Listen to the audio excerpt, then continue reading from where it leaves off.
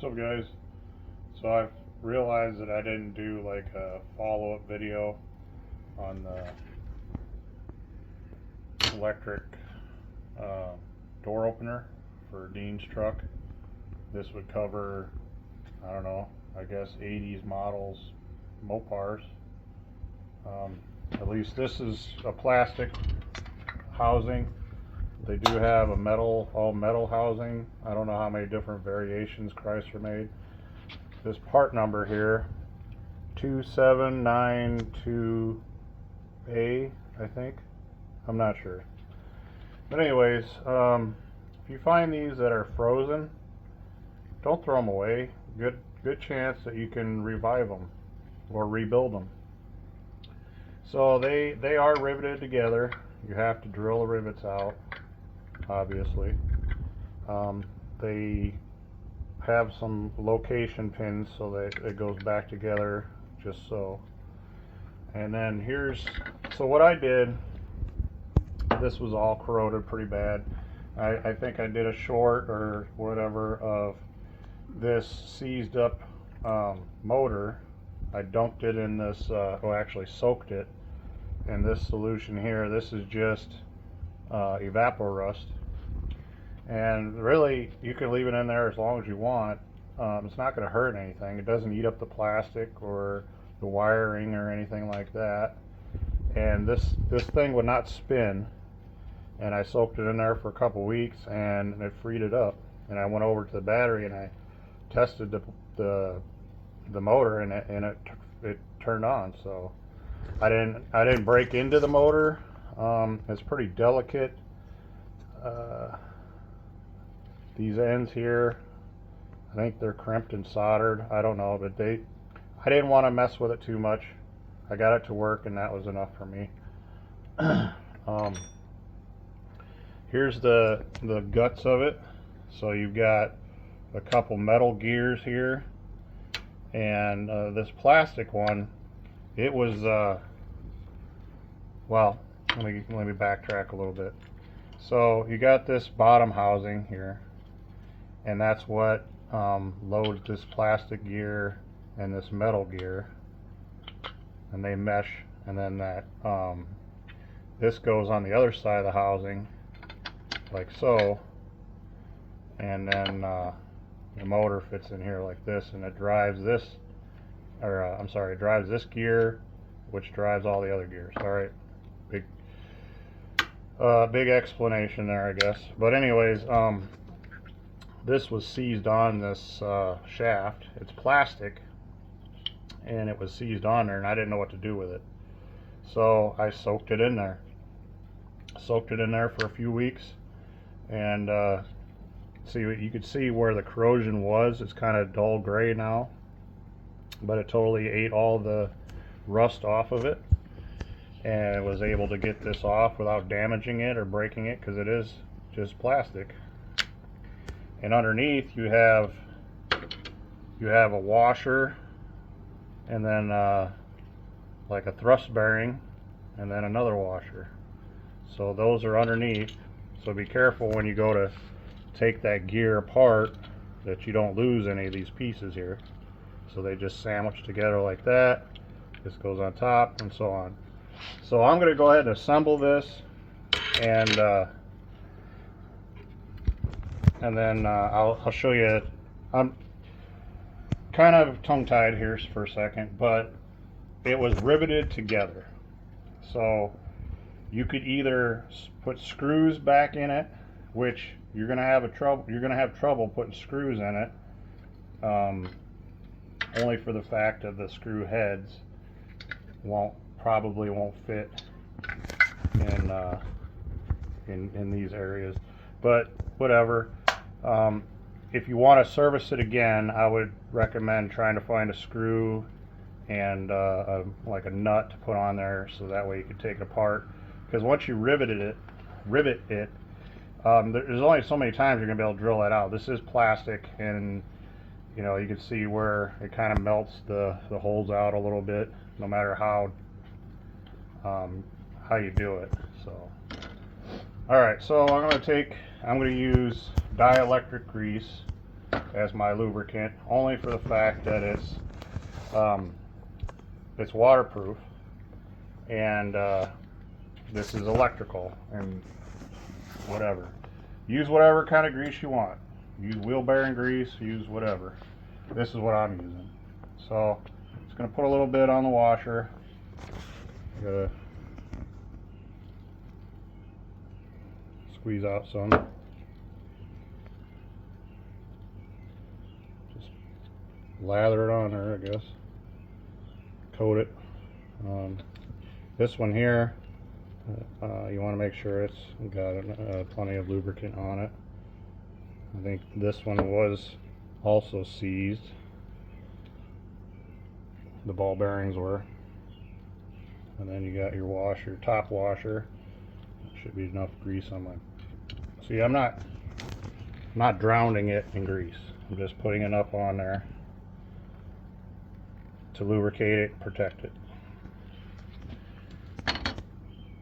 Reason I'm using dielectric grease is because it's waterproof. So that's what happened in the first place.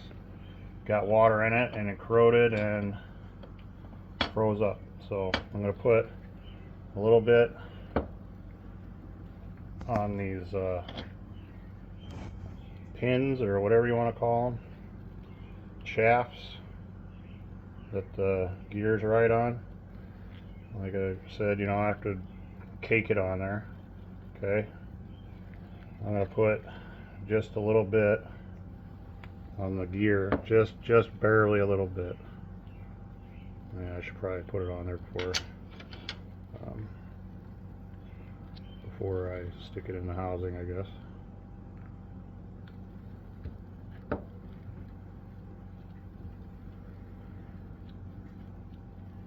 Put a little bit on this one too. And another reason I don't think this will dry out, like if you use any other kind of stuff, I don't know, wheel bearing grease, depending on what kind you use, will probably dry out. This gear here, just going to squirt a little bit in the center of it. Put a little bit on these are, I think they're like a powdered metal, I'm not sure, but they weren't too bad. It was mostly the shafts that, there was a little corrosion on this, you can see, but I'm not going to go too crazy on it, just give it a nice light coat and get some to come out of here.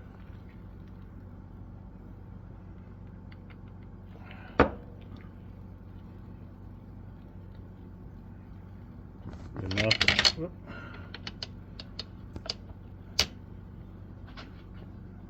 Alright, now go ahead and install the motor. And this here, I'll probably put a little bit on the gear. A lot. But again, this is dielectric, so it won't hurt anything.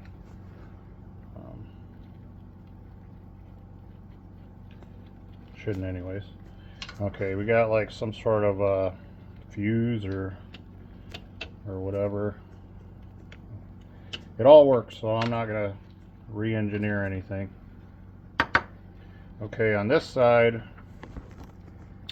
we have this gear, and you can see the shaft actually goes through the housing, like so. And put a little bit on that gear. Yeah, getting ahead of myself again.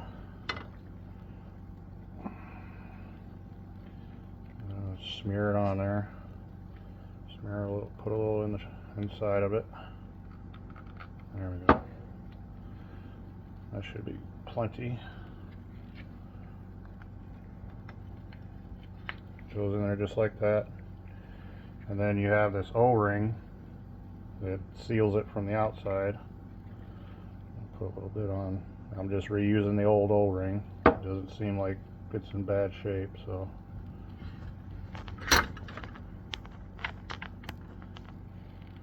There we go.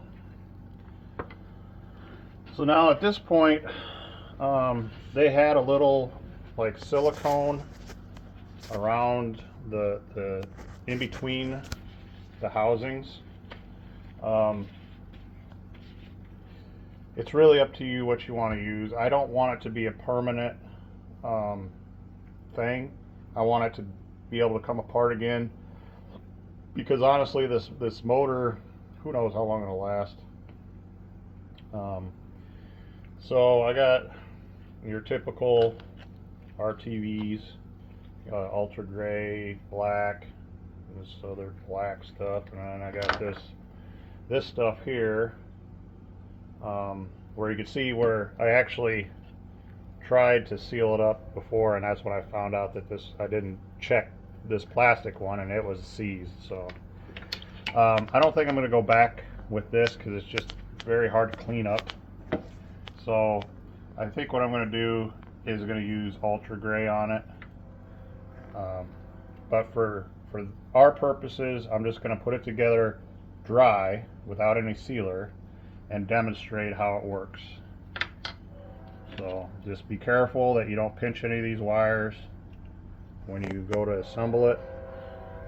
Make sure the wire fits in the groove.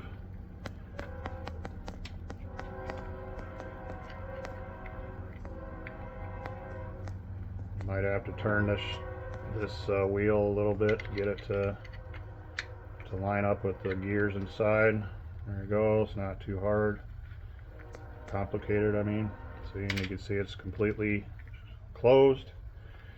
And then this is where you would attach your arm that connects to your rod for your lock.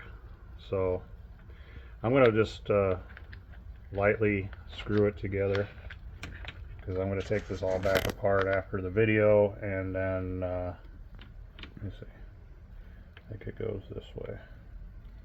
Either way, I'll probably have it wrong for the video, but you get the idea. Okay, now we're ready to test it. And then just to go the other way, you reverse the polarity. There you go.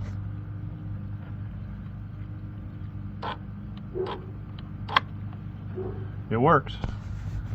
And that's all there is to it, and to making one of these things work again.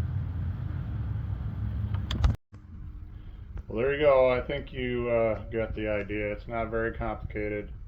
If you just have some time and some patience, you can get these things to work again. It's not that hard. Hope you like what you've seen. Hope this helps somebody. Like, share, and subscribe if it helped you in any way. And thanks for watching. Catch you next time. Peace out.